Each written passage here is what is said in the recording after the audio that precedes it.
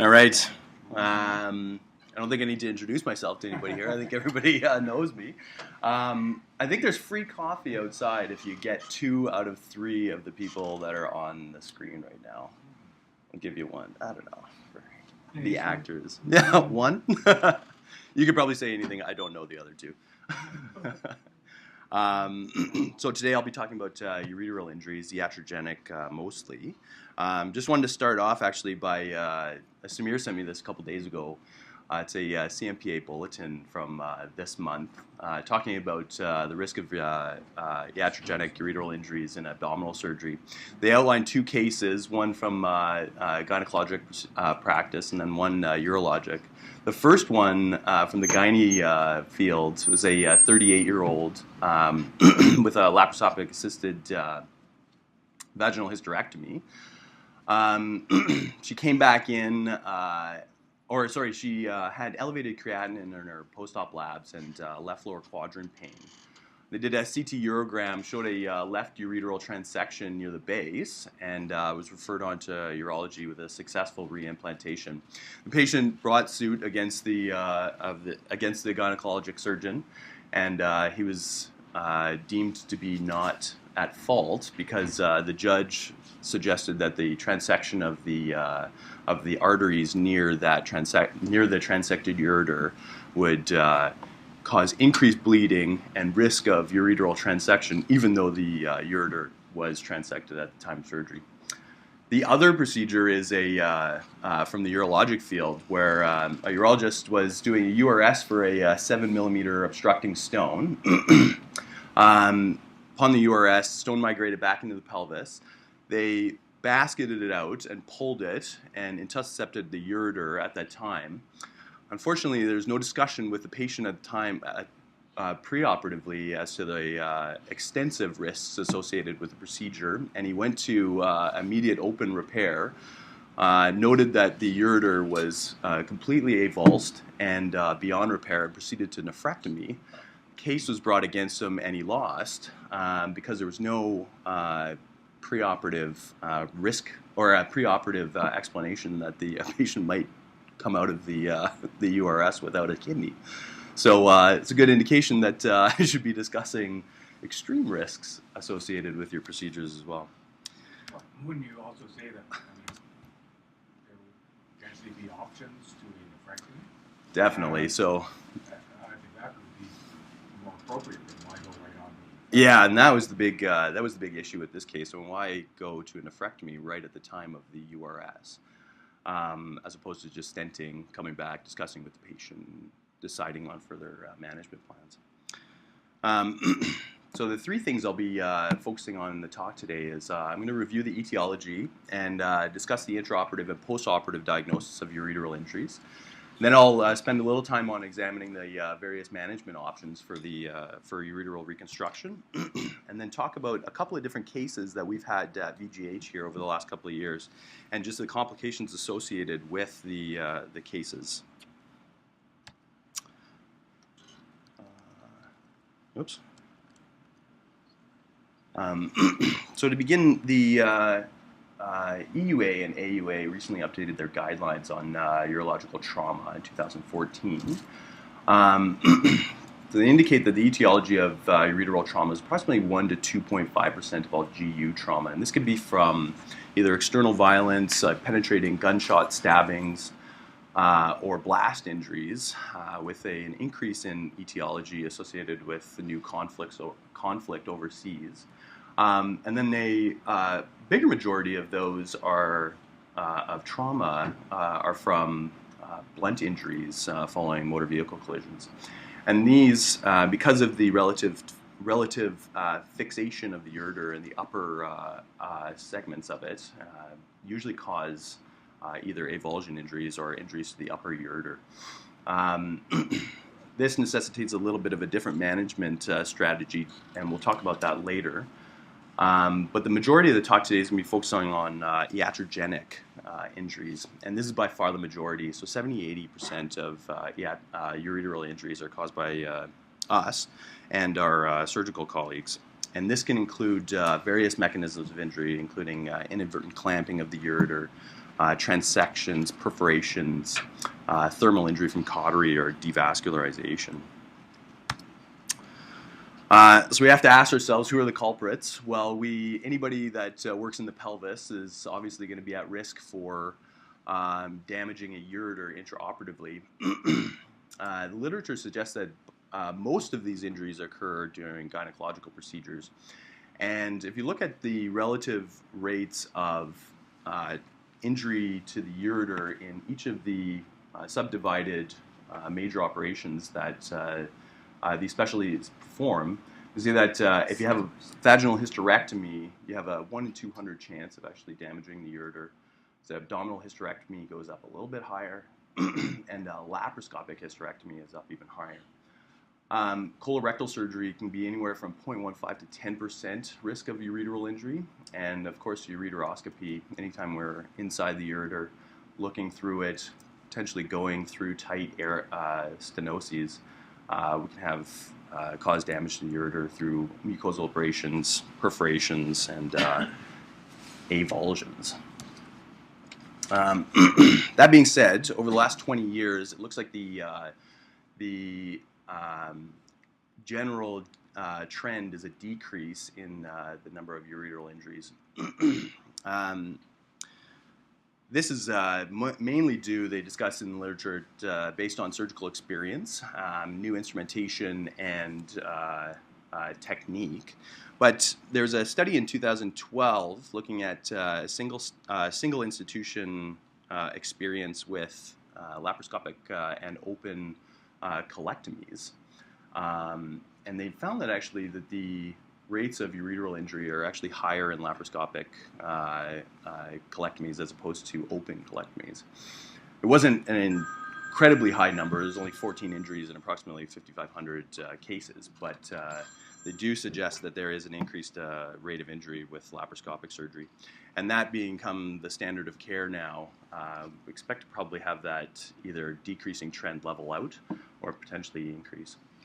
The major risk factors that are usually discussed in the literature is just any kind of anatomical change to the anatomy that you would have differences in the position of the ureter, or if it's a hostile abdomen. This can also be associated with advanced malignancy, for which often these operations are indicated.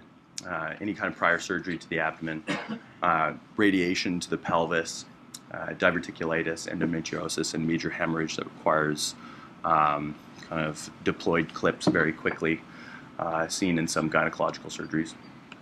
Unfortunately, most ureteral injuries have no identifiable risk factors associated with them. Something that hasn't changed since 1992 is the grading of ureteral injuries.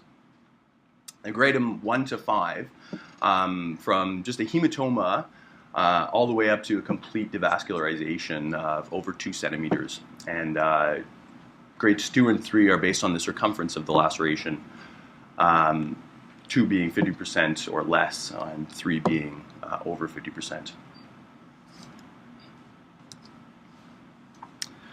If we dig down a little bit farther on mechanisms of injury, you can kind of subdivide them into the injury associated with the mechanism. So one of the big ones, the big four are laceration.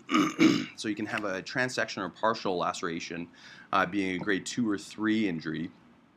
And this is usually, if it's associated with a and if it's found intraoperatively, it can be repaired. But the type of repair is often just related to the location of the injury. A ligation injury includes a clamp or a tie being inadvertently placed over the ureter. These can be removed intraoperatively, and appropriate urological consultation and a stent to be deployed, usually for 4 to 6 weeks. And then we have to follow these patients closely after, because they're subject to developing stenosis. So we can either follow them with ultrasounds to detect for hydro, or with a CT urogram, which can delineate the borders of the stenosis if there is one. If these are undetected and they're not followed up, they can lead to extensive stricturing, and you can get subsequent loss of the ipsilateral kidney function. Two other types of injuries are, one is devascularization. Now, a normal ureter has an extensive collateral blood supply, and usually, if it's not particularly damaged that much, it should be fine during the operation. But some of the devascularization injuries can be commonly seen with prior radiation therapy or some of the vascular surgery procedures where they're messing with blood flow. If we do have a situation where we do get devascularization, especially in a vascular patient with a laundry list of medical comorbidities, it may be important to preserve that ipsilateral kidney function and requiring extensive repair.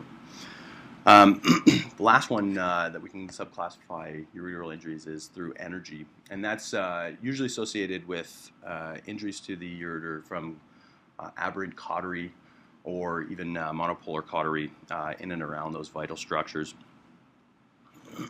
These often are not recognized intraoperatively and present later. And they can present with fistula or urinoma or even stricture formation after. Just quickly to go through the anatomy and blood supply. The ureter has anastomotic and well collateralized blood supply from a couple of different areas. It can be divided anatomically into two different portions, the abdominal ureter and the pelvic ureter. And it receives blood supply from a couple different spots. The upper ureter is mainly just segmental branches from the renal and gonadal arteries, whereas the mid portion, you can have branches from the aorta and iliacs coming up and supplying that ureter, whereas the lower portion, you get extensive supply from a variety of different arteries. And if you look end on into the pelvis here, you can see that anytime you're in the pelvis, obviously a lot of different vessels going into the area. And you can imagine that those vessels needing to be clipped for a hysterectomy, for example, can easily get into the wrong position and transect that ureter.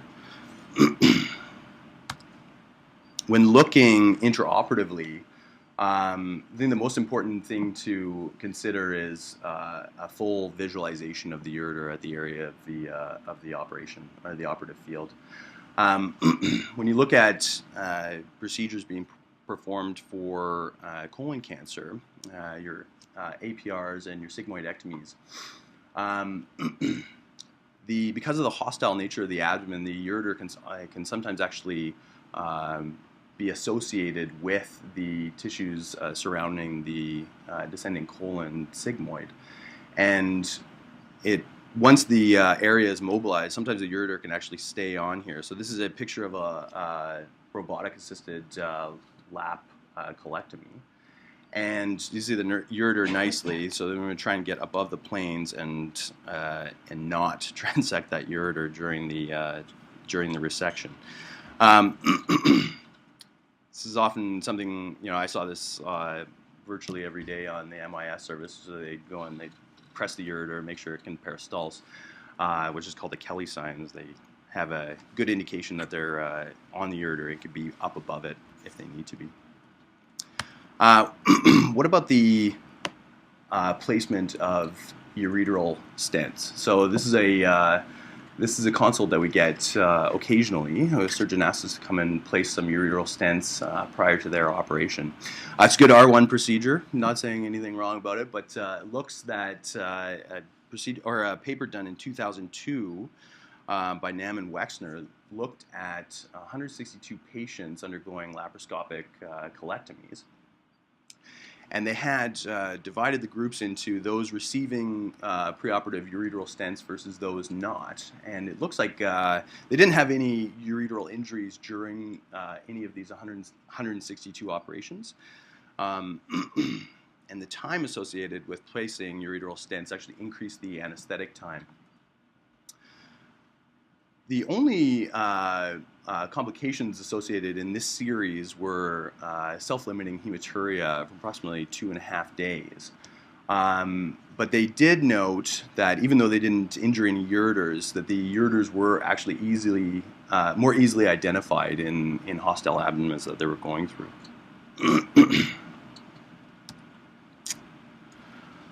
When looking at the numbers and seeing and determining when the ureteric injury is noted, only approximately 50% of ureteral injuries are discovered at the time of surgery. The remaining 50% are usually undetected, and they can be detected later upon appropriate investigations, but these often happens days to months later. Unfortunately, with the delayed diagnosis of ureteral injuries, the operative repairs options change. And sometimes with extended delay in identification of that ureter, some heroic measures have to be undertaken to actually to reconstitute a drainage of that kidney. It necessitates the ability to go and maintain a high index of suspicion when we're looking for or thinking about ureteral injuries after either iatrogenic or trauma surgery.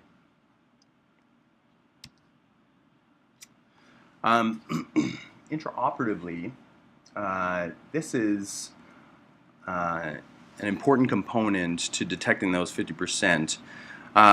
This is a case on the right where you can see it's not very well visualized on this, but you can see a tiny little injury to the ureter, probably a grade 2, less than 50% transection. They didn't notice they have a slight hematoma or a slight bleeding around the edge of the ureter up here, but no real obvious contusion. And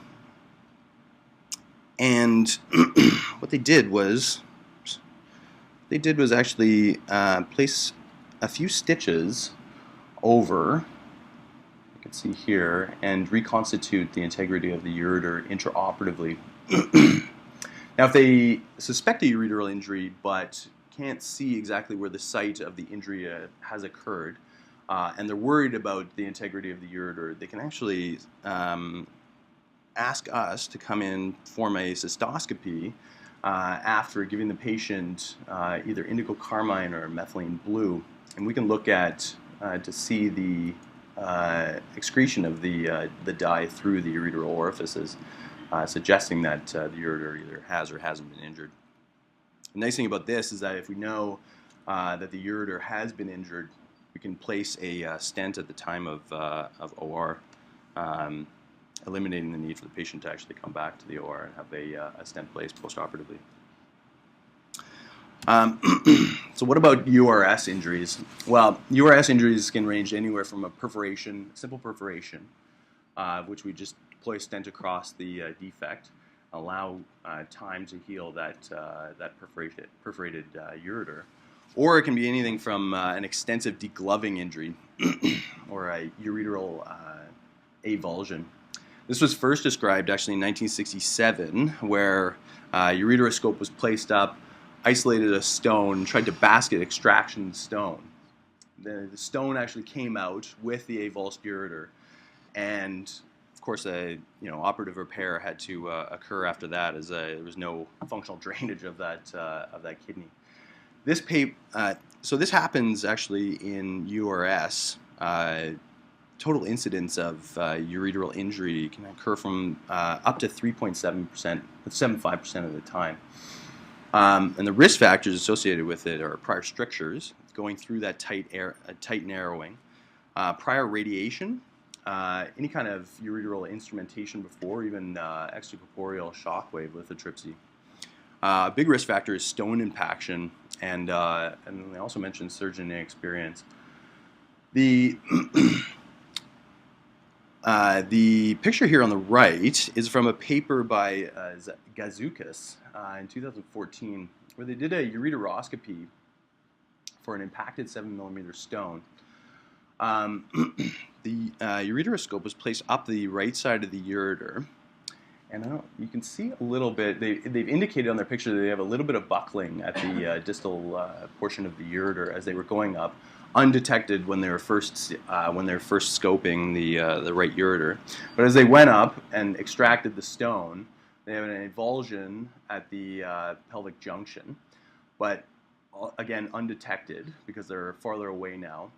And then as they were pulling it out, I think they probably had the oh no moment, where they were pulling the entire ureteroscope out and had this what they call Scabbard avulsion, basically encasing the ureteroscope after. What happened in this case was that they actually went in, sutured up the defect in the pelvis, placed a nephrostomy tube, didn't do a nephrectomy, and subsequently brought the patient out of anesthesia and discussed the options with them after. They sent off the ureter to the pathologist, and the ureter actually came back as very atrophic at the distal segment. The person had a history of trauma to the area that was unknown at the time of surgery. And so they had a atrophic distal segment, and this was probably from aggressive stone manipulation with a basket. What they did then actually was do an Ileal Transposition to reconstitute urine flow from the kidney to the bladder.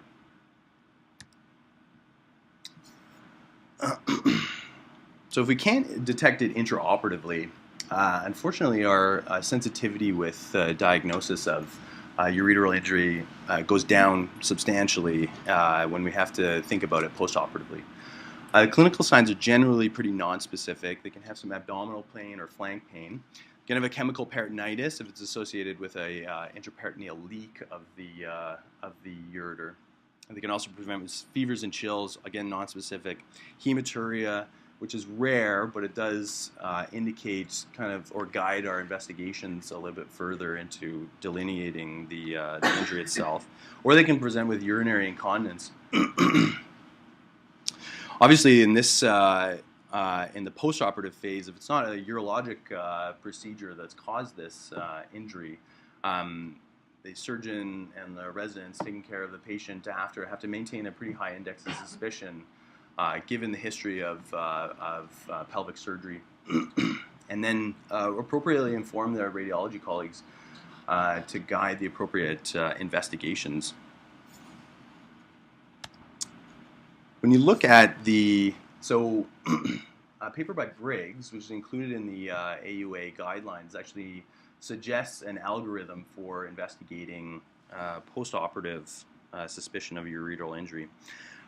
If our suspicion is high, we go straight to a CT urogram, and if that's the case, and we see an avulsion or we see a perforation in the ureter, we'll go right to retrograde ureteric stenting, and potentially give that ureter time to heal. If it doesn't heal, we have to obviously go to definitive treatment. If it's negative on the CTU, we can consider doing if our index of suspicion is still high. The sensitivity of a CTU is very high for detecting ureteral injury, but we can do a retrograde pyelogram as well, which is the gold standard for detecting injuries. Ultrasound in a patient that has generally a low clinical suspicion, we can do an ultrasound to detect for hydro, but it doesn't give us like a functional, or it doesn't give us an anatomical location of where we suspect that ureteral injury might be. But the advantages of ultrasound is that it's non-invasive, doesn't have any radiation exposure, and it's widely available. But in a paper by Mensa in 2008, they looked at ureteral injuries and actually only noted about 20% of iatrogenic ureteral injuries will present with hydro. So if no hydro, our clinical suspicion is still high, an ultrasound's not going to do much. So we go to a CT urography, and with a high spatial resolution and multi-detector CTs now, we do a complete examination of the kidneys, ureter, and bladder. And this is, so it's thin section cuts after a bolus of IV contrast. And that contrast actually has to be, so you can scan the patient immediately in the delayed phase, or you have to wait up to 100, like sometimes up to 2 hours to actually have that contrast being filtered through and to detect exactly where the ureteral injury is. When done properly, the CT urogram is very, very nice at delineating exactly where the perforation can be, and it can assess for proximal and potentially distal ureteric injuries and really delineate that anatomy very nice. Just to go a little bit further into CT urography, these are three cases actually. The first case up on the top left and top right is another gynecological procedure where the ureters were transected bilaterally, so not detected intraoperatively, sent to the recovery room, noticed some abdominal pain after. They thought it was associated with the surgery, which is understandable. Had a CT scan performed a couple of days later, and even though we don't have extensive hydro on the CT scan, you can actually see urine extravating just above the bladder here, suggesting this bilateral ureteric injury. On the bottom right is another gynecological procedure where they placed a clamp over the distal ureter, and this one was detected quite a bit later. As you can see that we've developed now extensive hydronephrosis, hydroureteronephrosis, and subsequently enhancement of that ureter. The bottom right is an interesting case, gynecological procedure again, for vaginal hysterectomy. The ureter was injured, not clamped, but transected, and the CT urogram shows a mild amount of hydroureteronephrosis, and subsequent extravasation down into the pelvis, but also down into through the suture line, actually into the vaginal area. Now, if we're happy with our urogram, we can see a ureteric injury, but we need further assessment. We can do a retrograde or antegrade pyelogram, and this is actually the gold standard for diagnosing and potentially treating ureteric injuries. Allows us to go up and deploy a double J stent across. If we can get a guide wire across the ureteric injury, allows us to stent at the time of the procedure and the diagnosis, and potentially not have to do any further interventions at that time. Of course, there is a risk of iatrogenic injury during the actual stenting, of which we have a case on later, and I'll chat about that. The case here on the top right is a transected ureter with a retrograde pyelogram and antegrade pyelogram through a nephrostomy tube. The retrograde shows contrast extravasation through the distal ureter, and then the antegrade shows contrast extrav through the proximal portion of the transection site. Obviously, no stent can be placed across this. It'd be very hard to cannulate the proximal portion. So this person has to go a major operative repair. The problem with the retrograde or antegrade pyelograms is that unfortunately they're poorly sensitive for devascularization injuries or stricture injuries. This is a antegrade pyelogram on the bottom right here.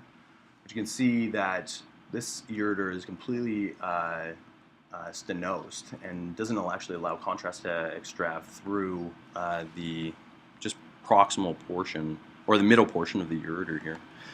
I shouldn't say that they're poorly sensitive. They're actually highly sensitive for stricture injuries, as you can see here on the bottom right as well. This is from a devascularization injury and subsequent stricture formation.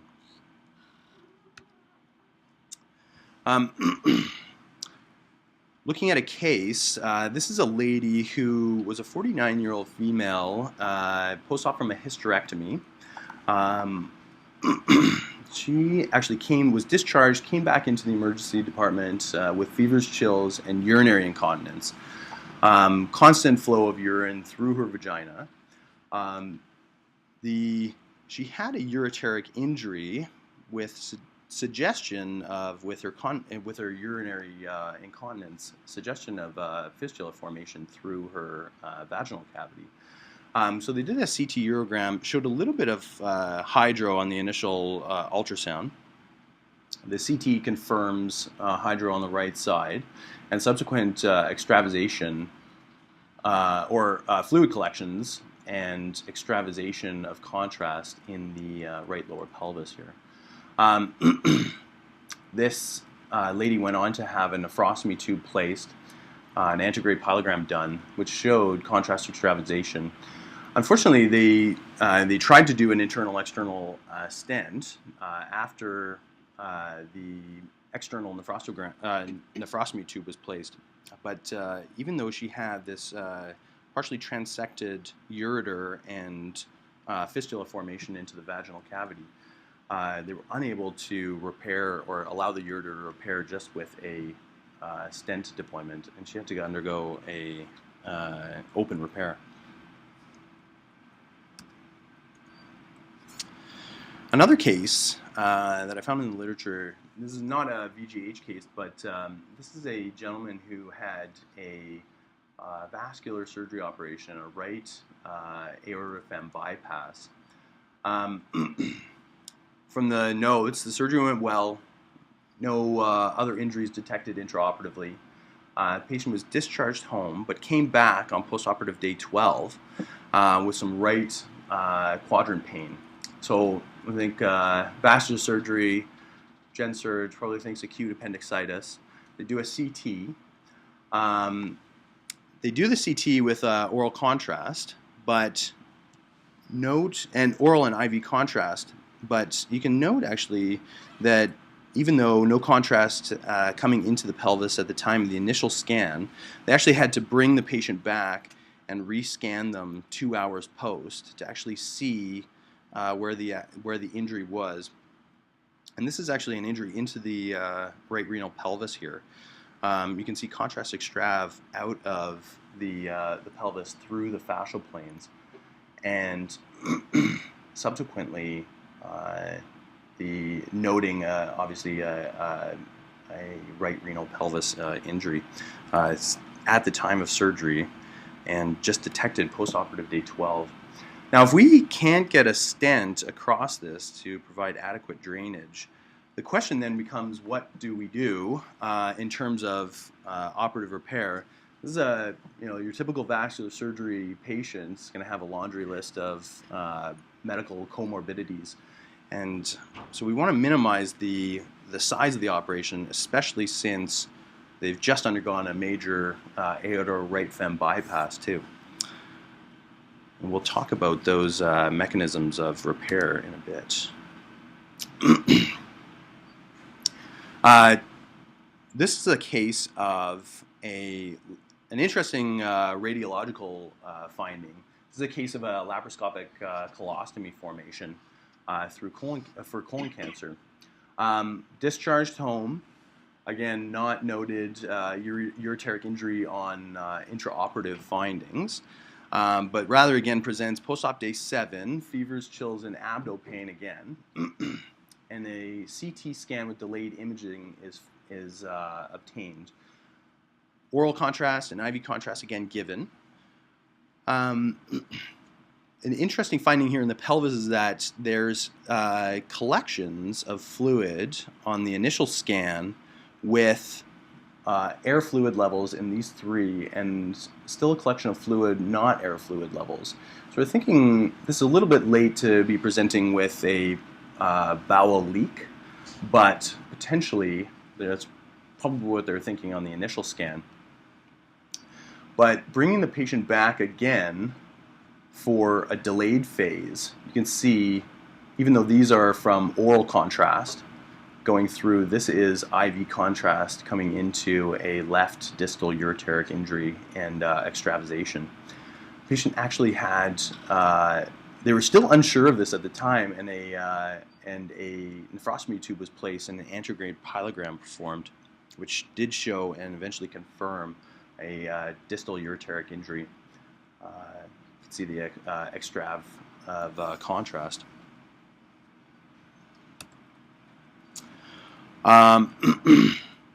This is an injury from urological procedure. This is a 42-year-old female with leukemia and graft-versus-host disease, and she developed distal obstruction, severe right hydro. A stent was placed to relieve the obstruction, and even though she had relief of the obstruction, she still had right upper quadrant pain, and when performing a CT urogram again, could show that contrast extravs from the pelvis, and was thought to be perforated at the time of stent placement.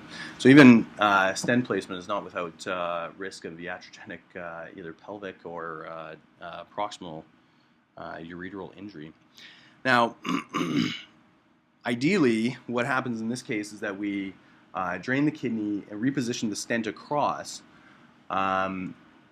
but across the defect to allow adequate time to heal and to facilitate drainage of urine. But if we can't actually facilitate that drainage, and she's a lady that probably requires full kidney function for to undergo or to continue undergoing her therapy for her leukemia, what are our next steps, since the perforation is actually quite high and potentially needs operative repair if we can't drain it with a stent or can't heal it with a stent. So now we get into management options. And management options are delineated based on the site of injury. So if the site of injury is in the upper ureter, if we potentially have enough length around the site of injury, we can do a Ureterostomy. Potentially you can do a trans-UU or Ureterocalicostomy. In the mid-ureter, again with the appropriate amount of length, we can do a UU, ureteral reimplant, and a Boari flap.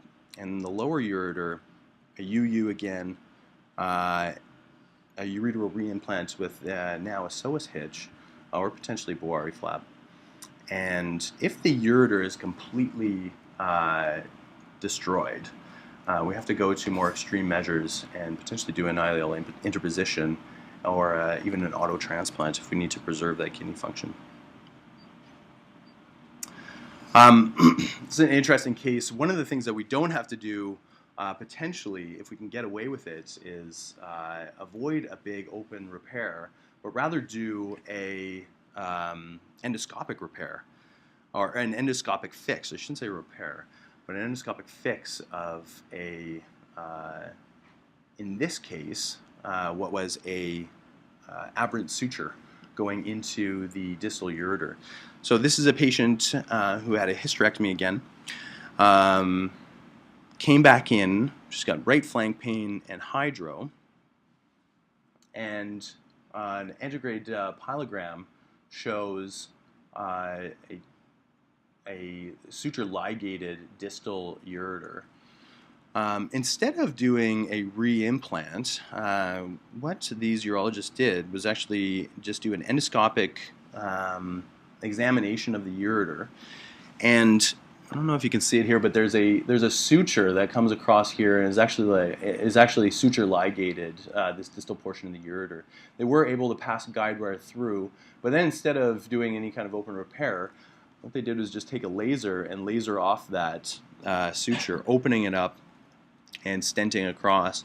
And the subsequent pyelogram shows somewhat of a resolution of her hydro and contrast going into the distal ureter and into the bladder.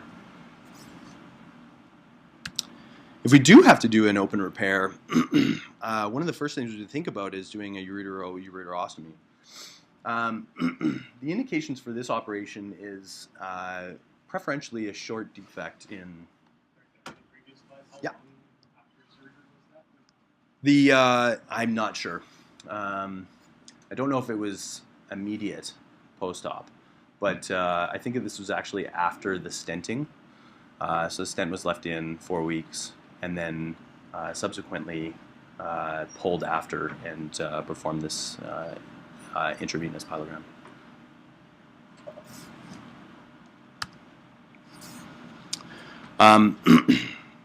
So with short defects in ureteric injury, we can potentially get away with a ureterostomy, and this can now be done either open, laparoscopic, or even robotic. Some institutions are doing this robotically now. The principles of the repair include to widely mobilize the ureter on each side of the defect, ensuring that you have adequate length to bring back and re-anastomose the ureter. And what we want to do is make sure that we're debriding back the tissue till we get adequate blood flow to distal and proximal segments of the ureter. So we know that we're not resuturing up a devascularized segment of the ureter, potentially causing an increase in stricture formation. Again, going through and just spatulating the ureter, sewing it over a stent and with a watertight anastomosis, leaving a drain in after, potentially closing the peritoneum over for added protection. The success rates of this repair are very, very high, as high as 90%. Although there can be complications associated with any repair like this. You can have a postoperative leak, even an abscess or a fistula formation. It goes into the peritoneal cavity, and you have to explore through. The incidence of stenosis is actually much more rare, and these generally tend to be pretty good repairs with low complication rates. The transureteral, the TUU, as Mike just told me, this is very rarely done anymore, but it does have, it has been shown to have pretty high success rates. This is really only done when like a re-implantation is not feasible, but it's associated with some complex factors post-operatively.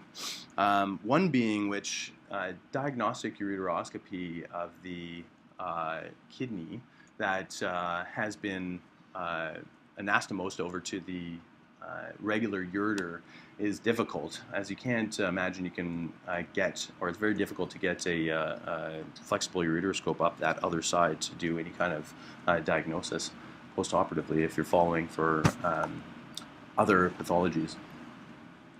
Of course, you don't want to, there's a high risk of damaging the good ureter as well when you're doing that, so this is an operation that's kind of fallen by the wayside now.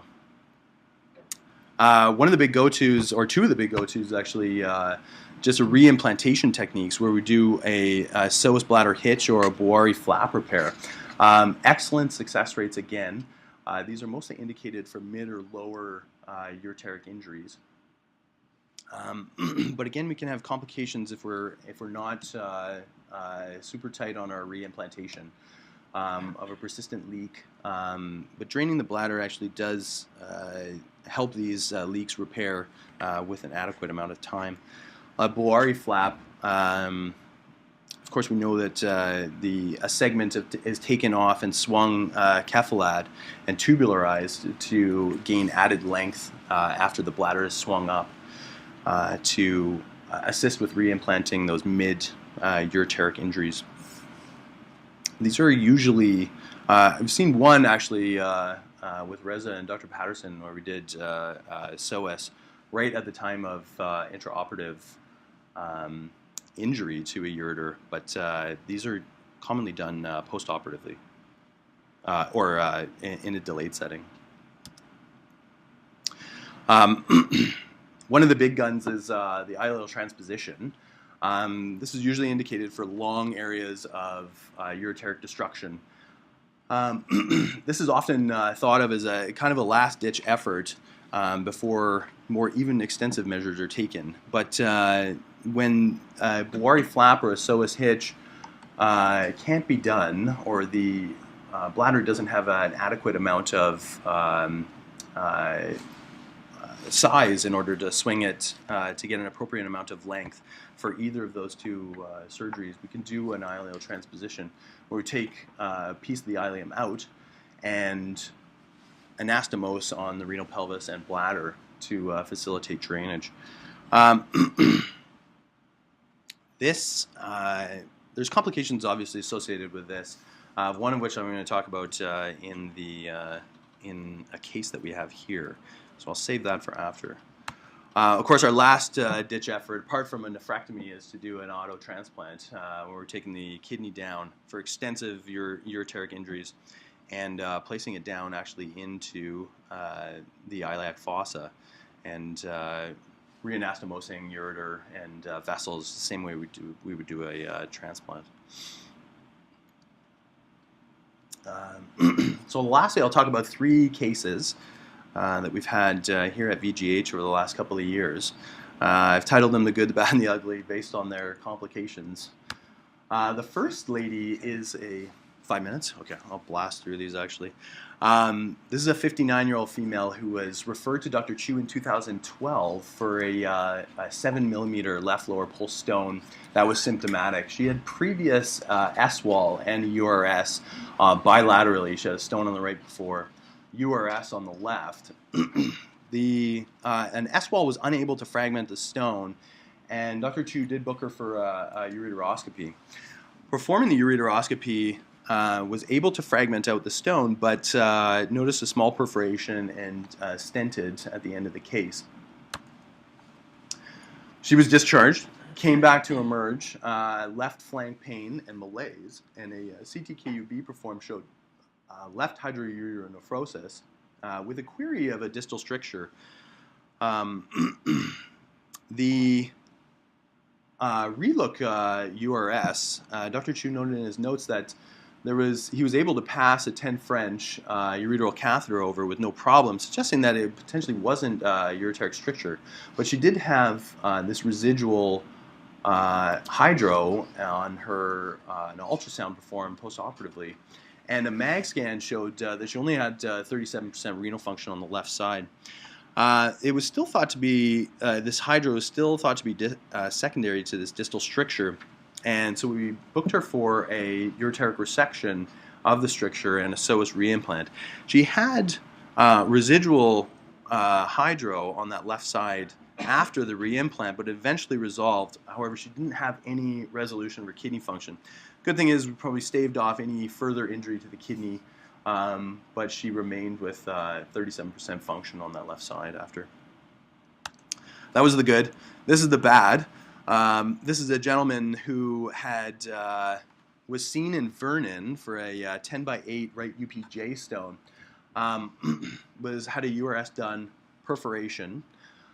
He was transferred over to first to Kelowna to have a nephrostomy tube placed and to potentially undergo realignment. However, it wasn't able to be realigned, and the nephrostomy tube became malpositioned. He was taken over, and he was sent to Dr. Chu at VGH for further attempt to realignment. Dr. Chu did a ureteroscopy and noticed a big ureteric loss, about 15 centimeters from L4-5 all the way up, 15 centimeters proximal to that, and had 2 further perforations. Nephrostomy tube was left in. Now, after surgery, it was discussed with the patient that there would be a couple of different options for him. Dr. Chu wanted to do an ileal ureter, or first a simple nephrectomy. Then they talked about an ileal ureter and an auto transplant, and he waffled a little bit. Wanted the auto transplant, then went and settled on an ileal ureter, which was performed in January of this year. Unfortunately, the complications associated with the ileal ureter can be an anastomotic leak, and that's what this gentleman had. As on postoperative day 4, he had diffuse peritonitis, and a CT scan showed an anastomotic leak at the bowel reconstruction site. He was taken to the OR, noted fecal spillage into the abdomen. They repaired the anastomosis, but left his abdomen open for a relook. It was fine on the relook. They closed his abdomen, and unfortunately had a prolonged ICU stay after that, requiring pressors and to deal with his infection intra-abdominally on peptazo, vanco, and fluconazole. The good thing is that after the cystogram showed no leak, the anastomosis was secured and subsequently recovered from it, bedlined back to Vernon for ongoing recovery. The last one is the ugly one.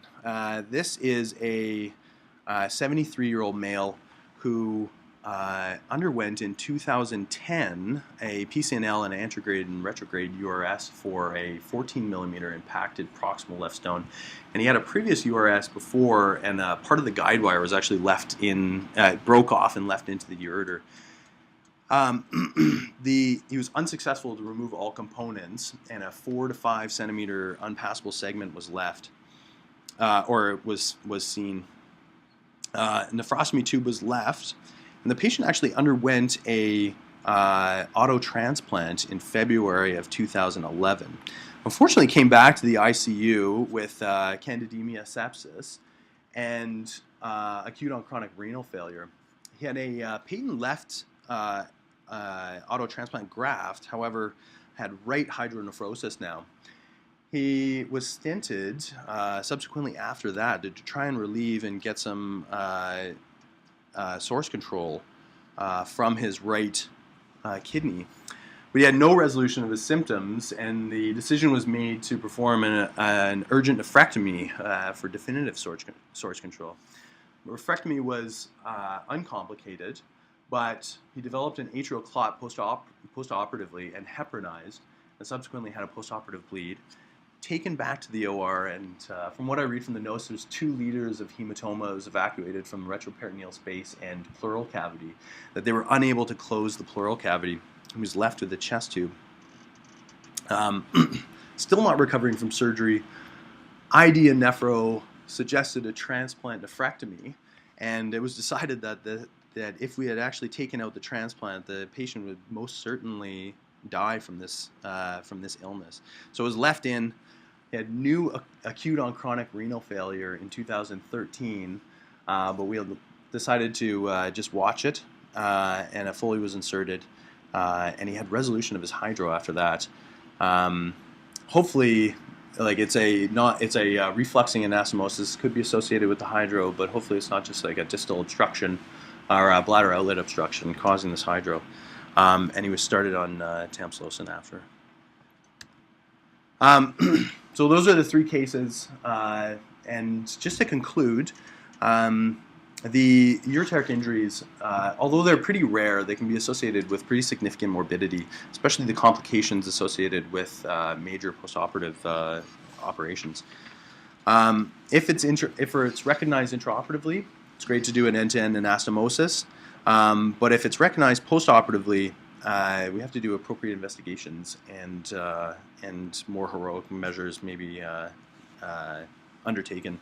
Unfortunately, these can be associated with big complications, so we have to do our work to minimize those and provide the best care for the patients after. And that's it. Just have one comment before you finish. You have to make sure, especially with distal ureteral injury, you check the bladder, because about 20% of them are associated. And if you don't, right, then you may end up on CMPA as well. Right, right. Good, thanks, Ted. Any questions?